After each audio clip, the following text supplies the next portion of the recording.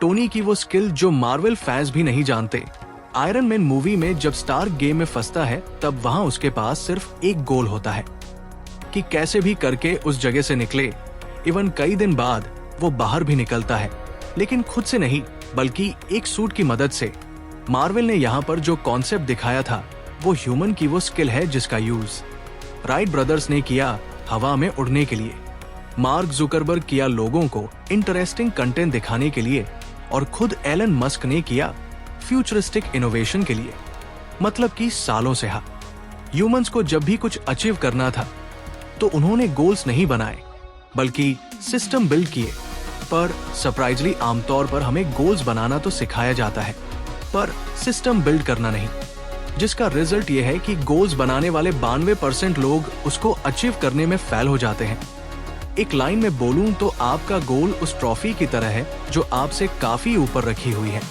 आप कितनी भी कोशिश करो डायरेक्ट उस तक नहीं पहुंच सकते, इसलिए जरूरी है स्टेयर बिल्ड करना, यानी कि एक ऐसा सिस्टम जो स्टेप बाय स्टेप आपको उसके पास लेकर जाए।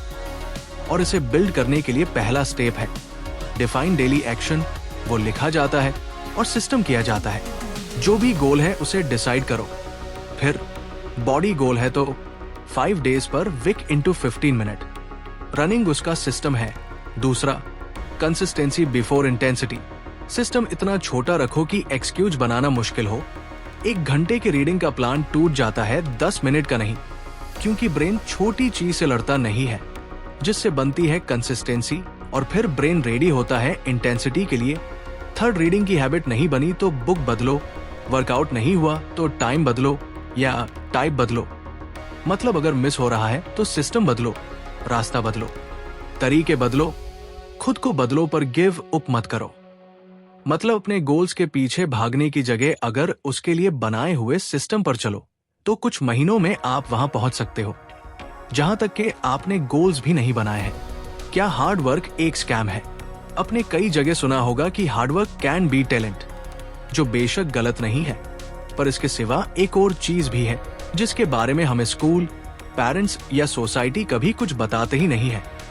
एक ऐसा ह्यूमन ब्रेन ट्रेट जिसका एक एग्जाम्पल दिया क्लाइवलैंड क्लिनिक फाउंडेशन के एक एक्सपेरिमेंट ने, जिसमें उन्होंने पहले 10-10 लोगों के 3 ग्रुप बनाए और सभी को अलग अलग इंस्ट्रक्शन दिए। पहले ग्रुप को फिजिकल एक्सरसाइज करने को कहा, दूसरे ग्रुप को कुछ भी नहीं करने को, और 3rd ग्रुप को बस खुद को एक्सरसाइज करते हुए इमेजिन करने को बोला गया।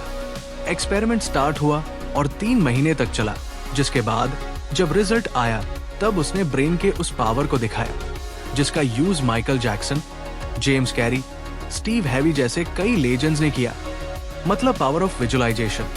रिजल्ट्स के अकॉर्डिंग वो ग्रुप जो फिजिकल एक्सरसाइज कर रहा था उसकी स्ट्रेंथ 35% तक बढ़ी, और वहीं जो सिर्फ बैठे थे वो नॉर्मल रहे, पर सरप्राइजली जो मेंटल एक्सरसाइज कर रहे थे उनकी स्ट्रेंथ 13% तक इंक्रीज हुई, वो भी बिना वेट उठाए। अब बेशक सिर्फ सोचकर मसल बिल्ड नहीं कर सकते, पर ऐसे एक्सपेरिमेंट बार बार ये प्रूव करते हैं कि ह्यूमन ब्रेन इमेजिनेशन और रियलिटी में फर्क नहीं जानता। इसलिए इमली सामने होती है तब भी मुंह में पानी आता है, और जब इमली के बारे में सोचते हैं तब भी। और बहुत लोग तो सिर्फ इमेजिनेशन में ही रिलेशनशिप में खुश होते रहते हैं। इसलिए अगर कोई सपना बहुत बड़ा लगे या कोई गोल बहुत दूर, तो पहले अपनी आंखें बंद करो और उसको इतनी बार जियो कि तुम्हारा ब्रेन उसको रियलिटी मानने लिए मजबूर हो जाए। हार्डवर्क टैलेंट को बिट करता है और विजुअलाइजेशन आपकी लिमिट्स को। जब हार्डवर्क और विजुअलाइजेशन मिल जाते हैं तब बनते हो आप लिमिटलेस।